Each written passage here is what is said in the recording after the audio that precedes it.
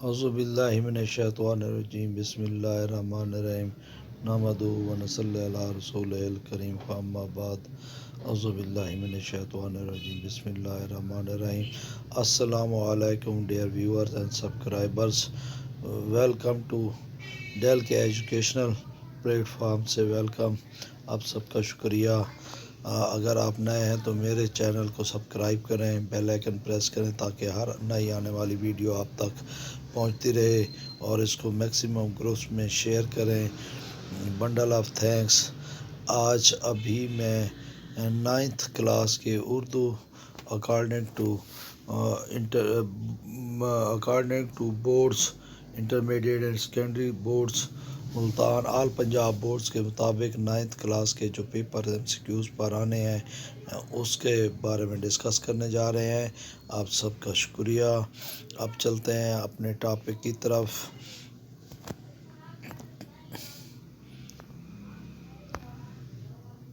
یہ 9th کا paper ہے اور الحمدللہ یہ بہت ہی کامیاب، اور 9th Urdu important MCQs solved according to ALP accelerated lesson plan smart syllabus.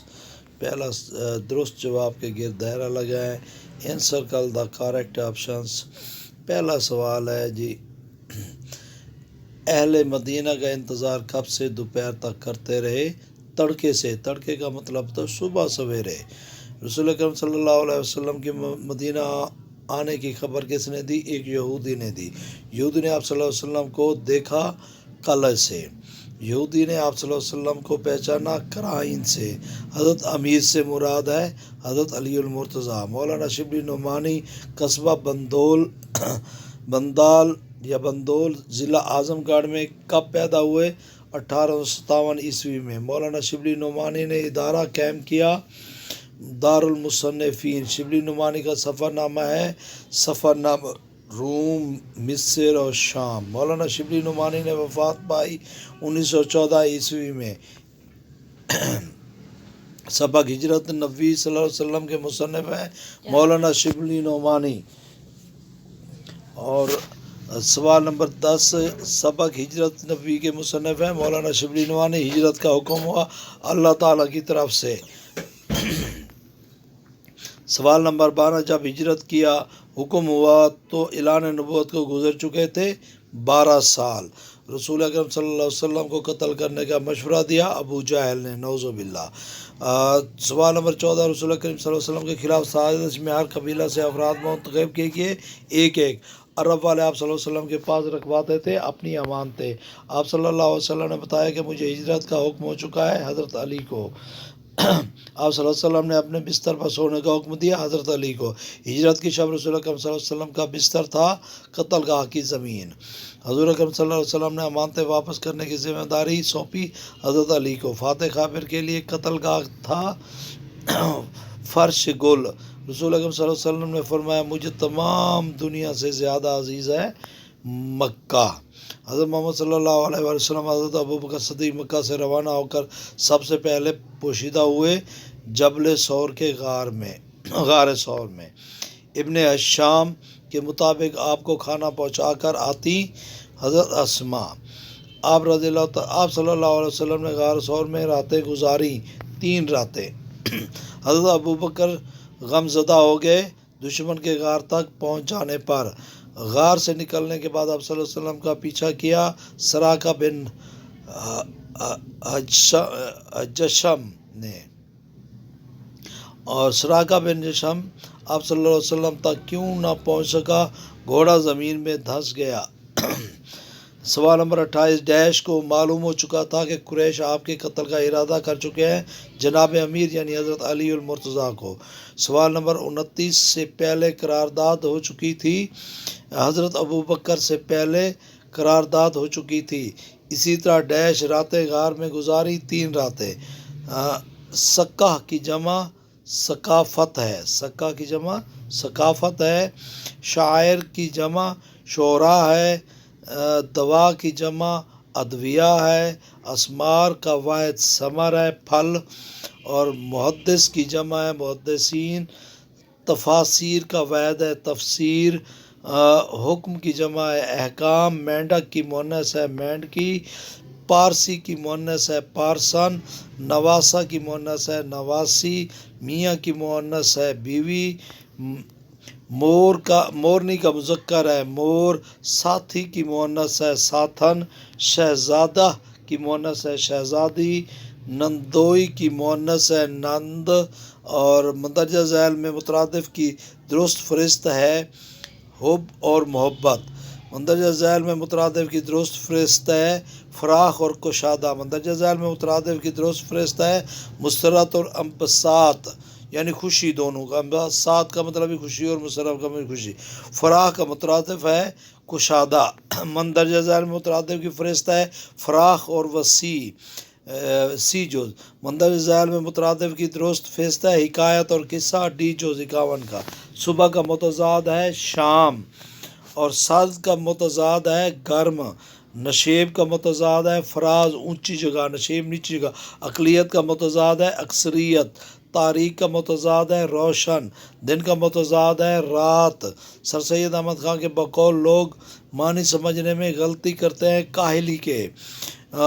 ولی کبھی کو بیکار چھوڑ دینا سب سے بڑی کاہلی ہے۔ دلی کبھی کو بیکار چھوڑ دینا سب سے بڑی کاہلی ہے۔ اوقات بسر کرنے اور روٹی کما کر کھانے کے لیے ضروری ہے ہاتھ پاؤں کی محنت۔ بہت کم کاہل ہوتے ہیں محنت مزدوری کرنے والے۔ 1000 پڑھے لکھوں میں سے شاید ایک کو ہی موقع ملتا ہوگا کہ اپنی تعلیم کو اور اپنی عقل کو کام میں لا دے۔ ضرورتاً انسان بھی مثل اور حیوانوں کی ایک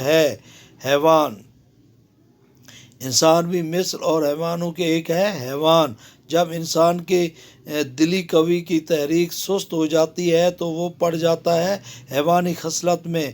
پس ہر ایک انسان پر لازم ہے کہ وہ زندہ رکھنے کی کوشش میں رہے اندرونی قوی کو۔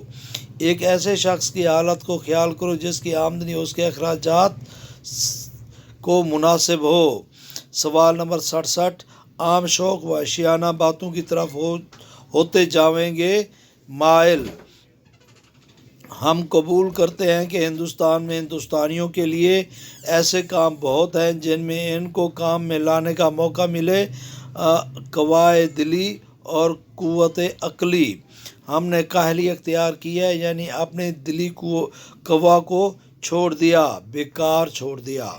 سوال نمبر 70، کس شخص کے دل کو پڑا نہیں رہنا چاہیے؟ بیکار۔ کسی شخص کے دل کو بیکار پڑا نہیں رہنا چاہیے، کسی نہ کسی بات کی فکر کوشش میں رہنا لازم ہے، مصروف رہنا لازم ہے۔ جب تک ہماری قوم سے کاہلی یعنی دل کے بیکار پڑا رکھنا نہ چھوٹے گا، اس وقت تک ہم کو اپنی قوم کی بہتری کی کچھ توقع نہیں۔ سر سید احمد خان کے مورث اعلیٰ کس بادشاہ کے عہد میں ہندوستان ہے؟ شاہ جہاں کے عہد میں۔ سر سید علی گڑھ کالج کی بنیاد رکھی 1857 عیسوی میں۔ سر سید کی قائم کردہ سائنٹیفک سوسائٹی کا مقصد تھا انگریزی سے اردو کا ترجمہ۔ سر سید کی قائم کردہ سوسائٹی کا مقصد تھا انگریزی سے اردو ترجمہ کرنا۔ سر سید نے 1870 عیسوی میں علمی ادبی رسالہ جاری کیا، تہذیب الاخلاق۔ سر سید احمد خان کی تاریخ پیدائش ہے 1817 عیسوی۔ آثار اسنادید تحریر ہے۔ سر سید احمد خان کی سبق کاہلی کے مصنف ہیں سر سید احمد خان۔ سر سید کے نزدیک محنت کرنے والے لوگ بہت کم ہوتے ہیں، کاہل۔ اردو مضامین کے صنف کو رواج دیا سر سید احمد خان نے۔ اپنی تعلیم کو اور اپنے عقل کو ضرورتاً کام میں لانے کا موقع ملتا ہے ہزاروں میں ایک کو۔ یہ انسان پر لازم ہے کہ وہ زندہ رکھے اندرونی قوا کو۔ ہندوستان میں محنت نہیں کرنا پڑتی انگریزوں کو۔ دلی قوا کو بیکار چھوڑ دینے والے مائل ہو جاتے ہیں وحشیانہ باتوں کی طرف۔ قمار بازی کہتے ہیں جوا کھیلنے والے کو۔ سر سید کے مطابق کسی دل کو نہیں رہنا چاہیے بیکار۔ سوال نمبر 88، سر سید کے مطابق لازم ہے اتباع۔ ہم کو اپنی تمام ضرورتوں کے انجام کرنے کی رہے خواہش۔ کسی مقررہ موضوع پر اپنے خیالات، جذبات اور اثرات کا تحریری اظہار کہلاتا ہے۔ مضمون تبین الکلام کے مصنف ہیں سر سید احمد خان۔ سر سید احمد ایک بڑے مصلح اور معمار قوم ہونے کے علاوہ اعلیٰ درجے کے تھے۔ مصنف، رائٹر سر سید احمد خان نے سبق قائلی میں دلی قوا کو مصروف رکھنے سے مراد ہے اپنی ذہانتوں کو بروئے کار لا کر عمل کرنا۔ روٹی پیدا کرنے کے لیے نہایت ضروری ہے خوشامد۔ لوگ بہت کم قائل ہوتے ہیں بے فکر رہنے والے۔ ہر ایک انسان پر لازم ہے مزیدار کھانے کھائے۔ قوم کی بہتری کی توقع کی جا سکتی ہے خوش و خرم رہ کر۔ 98 ان میں سے کون سا لفظ جمع ہے؟ فیوز، فیض کی جمع فیوز۔ امواج کا واحد ہے موج۔ مناسب کا واحد ہے منصب۔ مناسب، یہ منصب تحریر کرنے والے، انصاف کرنے والے۔ مثال کی جمع ہے مثالیں۔ استاد کی مؤنث ہے استانی۔ تنبولی کی مؤنث ہے تنبولن۔ بہن کا مذکر ہے بہنوئی۔ زوجہ کا مذکر ہے زوج۔ سیٹھ کی مؤنث ہے سیٹھانی۔ میم کا مذکر ہے صاحب۔ میم انگریز کو بولتے ہیں صاحب۔ چودھری، میم کہتے نہیں بڑی اچھی میم ہے یہ، میم کا ہے صاحب۔ چودھری کی مؤنث ہے چودھرائن۔ مندرجہ ذیل مترادف کی فہرست کریں۔ کشادہ وسیع ریپیٹڈ کویسچن۔ مندرجہ ذیل مترادف کی درست فہرست ہے ظلمت اور تاریکی، دونوں کا مطلب اندھیرا ہے۔ مندرجہ ذیل مترادف کی درست فہرست ہے آسان سہل۔ مندرجہ ذیل میں مترادف کی درست فہرست ہے راحت اور مسرت۔ انبساط بھی اس کے ساتھ آ جاتا ہے۔ رغبت کا مترادف ہے خواہش۔ آسائش کا مترادف ہے راحت۔ خرد کا مترادف ہے کلاں۔ خرد معنی چھوٹا، کلاں معنی بڑا۔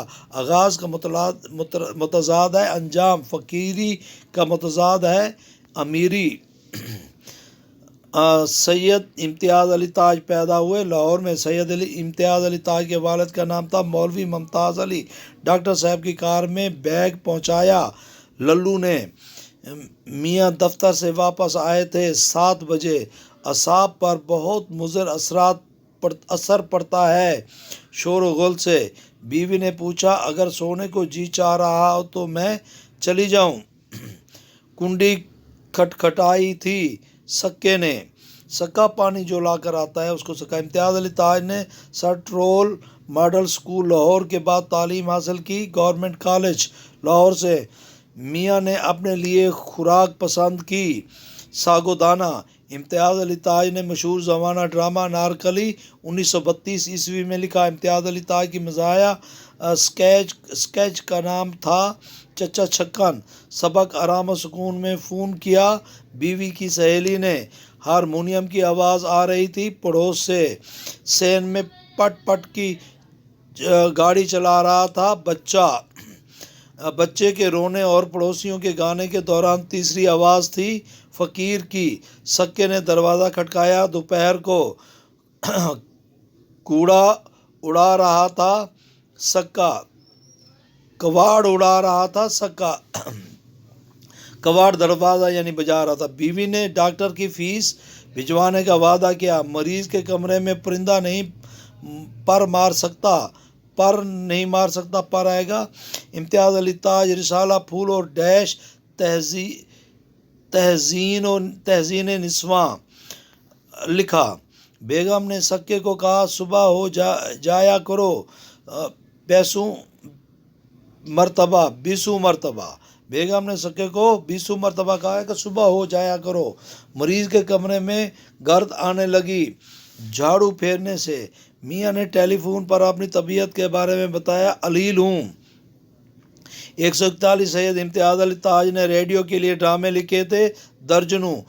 بچہ جب گر پڑا اس وقت بیوی خط لکھ رہی تھی۔ بلانے کے لیے بیوی نے گھنٹی رکھی تھی میز پر۔ گھنٹی میز سے انگیٹھی پر کس نے رکھی؟ للو نے۔ نہیں بیگم صاحبہ، تردد کی بات نہیں، کہا تھا ڈاکٹر نے۔ بیوی نے کہا کہ میاں کہہ چکی ہوں کہ اتنا کام نہ کیا کرو 20 مرتبہ۔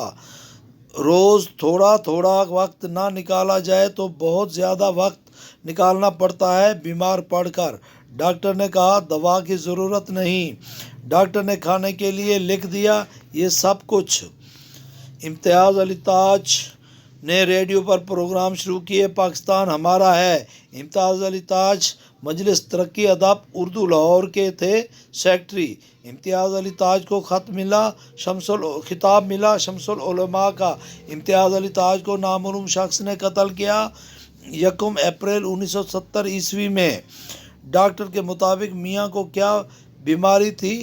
تھکان اور حرارت کی۔ میاں کتنے بجے دفتر جایا کرتے تھے؟ صبح 10 بجے۔ ڈاکٹر نے میاں کو کس بات کی تاکید کی تھی؟ خاموش لیٹے رہنے کی۔ سبق آرام و سکون میں گھریلو ملازم کا نام کیا تھا؟ للو۔ میاں صاحب کا نام کیا تھا؟ اشفاق۔ عقل کی جمع عقول، اکابر کی جمع اکابرین، وہم کی جمع اوہام، موج کی جمع امواج، کمہار کی مؤنث کمہارن، خسیارہ کی مؤنث خسیارن، مالک کی مؤنث مالکہ، بادشاہ کی مؤنث ملکہ۔ مرزا فرحت اللہ بیگ نے وفات پائی 1947 میں۔ مرزا فرحت اللہ بیگ ڈیش میں پیدا ہوئے؟ دلی میں۔ مرزا فرحت اللہ بیگ نے دلی کالج سے BA کیا، سینٹ اسٹیفنز کالج سے۔ زمانہ طالب علمی میں شوق رہا ڈرامے اور کرکٹ کا۔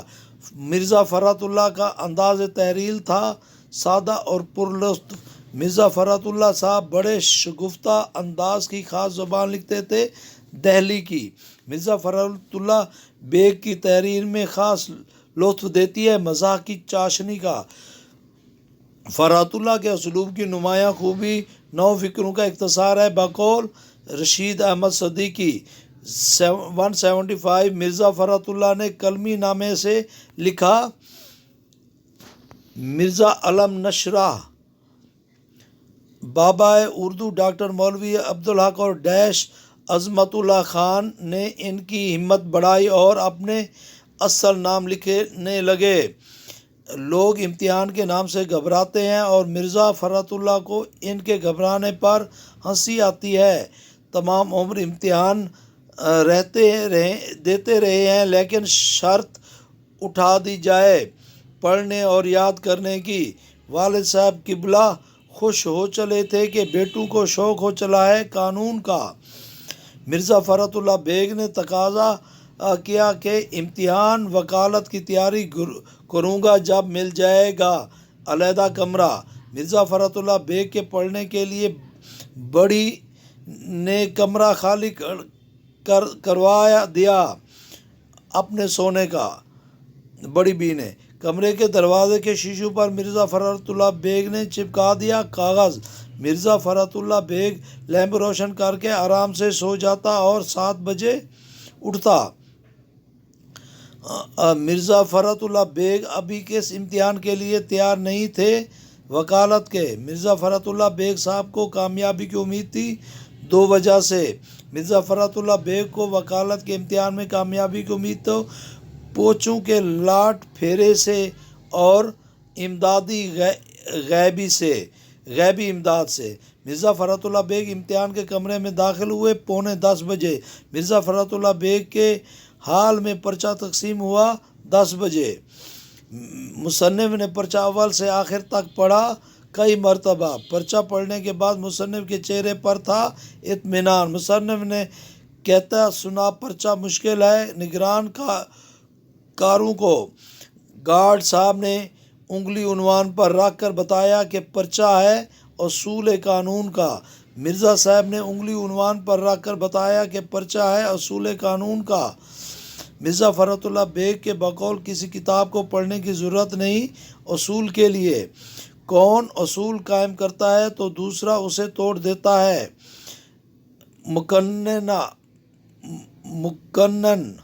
مکنن میرے ادھر ادھر دیکھنے پر بلائے ناگہانی کی طرح میرے سر پر کھڑے رہے گارڈ صاحب، ایسی حالت میں کہ حرف ایک بھی یاد نہ ہو، گزارنے مشکل ہوں، 6 گھنٹے 198 کمرہ امتحان کے باہر والد صاحب روز آ بیٹھے تھے 11 بجے 199 مرزا فرات اللہ بیگ کمرے سے باہر نکل آنا چاہتے آدھے گھنٹے میں 200 مصنف کمرہ امتحان سے نکلتے ہی والد صاحب سے شکایت کرتے پرچے کی سختی کی۔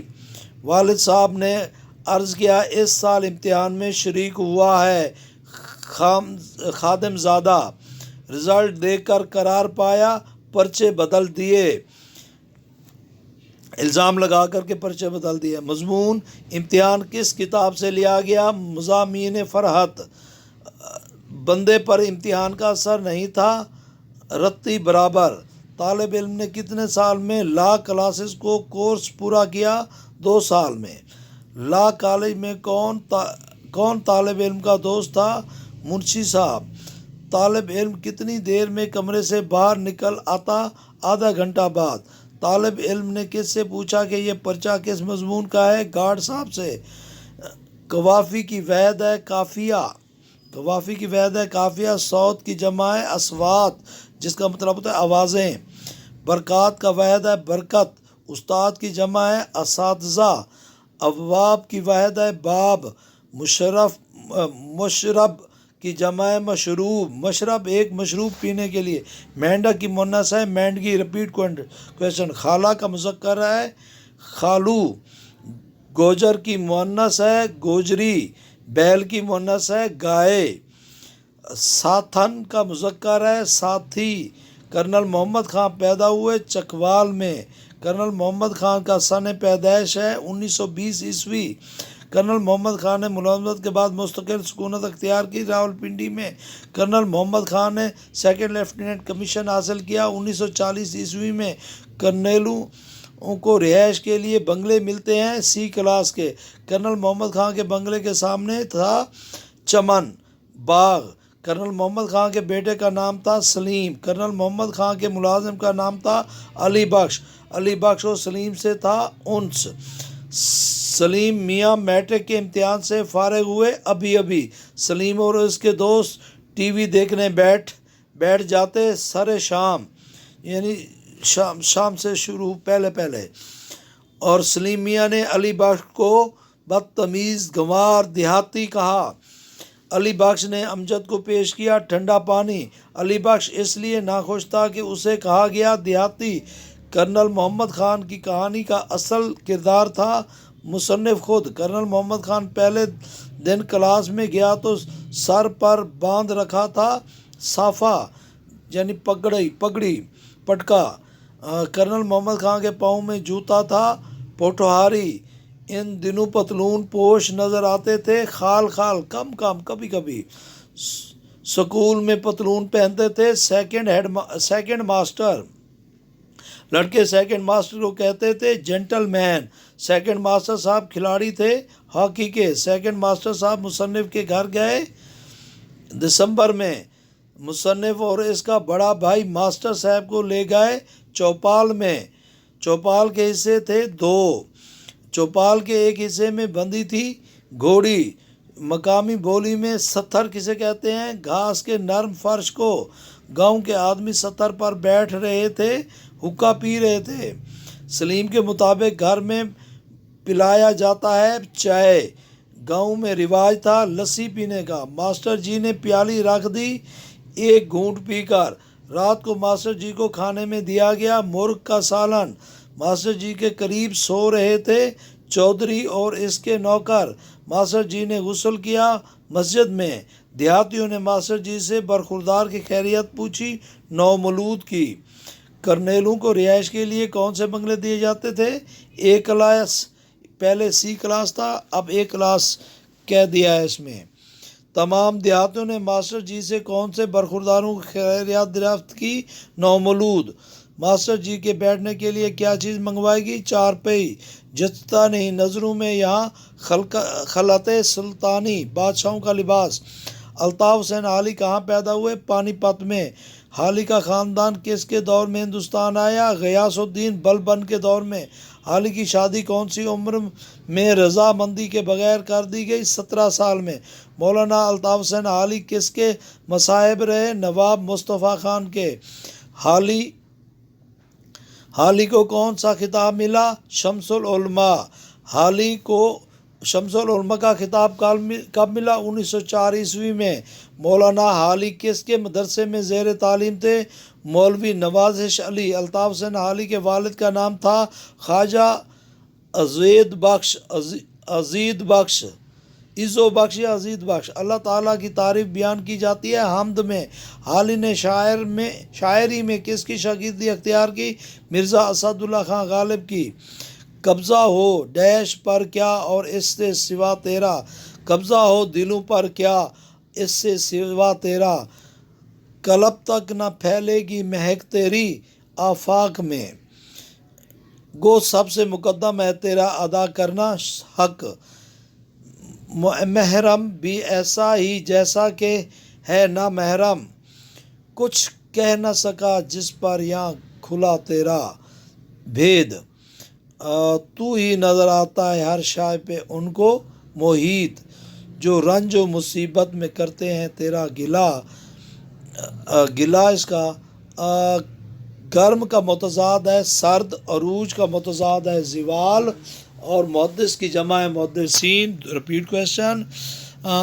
وقف کی جمع ہے اوقاف، خیمہ کی جمع ہے خیام، طلبہ کا واحد ہے طالب، ثواب کا واحد ہے ثابت، اندلیب کی جمع ہے انادل، عاقل کی جمع ہے عقلا، مداد کا واحد ہے مد، خلق کی جمع ہے اخلاق، عدد کی جمع ہے اعداد، نساء کا واحد ہے نصیحت، وسوسہ کی جمع ہے وساوس۔